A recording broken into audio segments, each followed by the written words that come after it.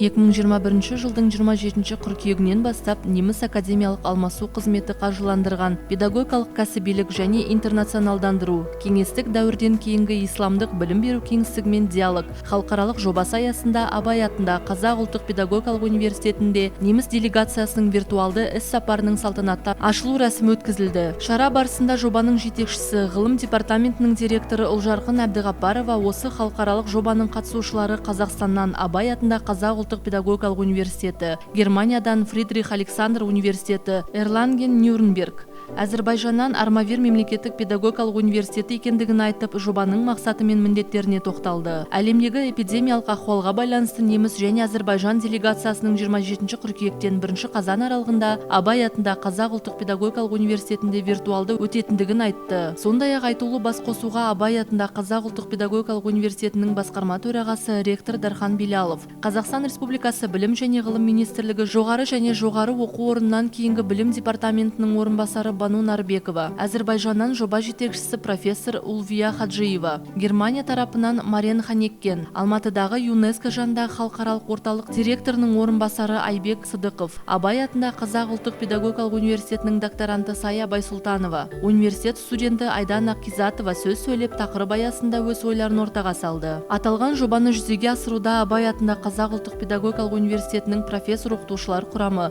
постдокторанттар, докторанттар, магистранттар, студенттер барлығы 22 адам қатысты. Іс-шара аясында Абай атындағы Қазақ ұлттық педагогикалық университетіне және Алматы қаласына виртуалды тур жасалды. Сонымен қатар білім, мәдениет және дін семинары 3 тақырыптық топ форматында өтті. Онда Қазақстан Республикасында білім беру, мәдениет және діннің даму ерекшеліктері талқыланып, жас ұрпақтың жаһандық азаматтықты қалыптастырудағы рөлі анықталды.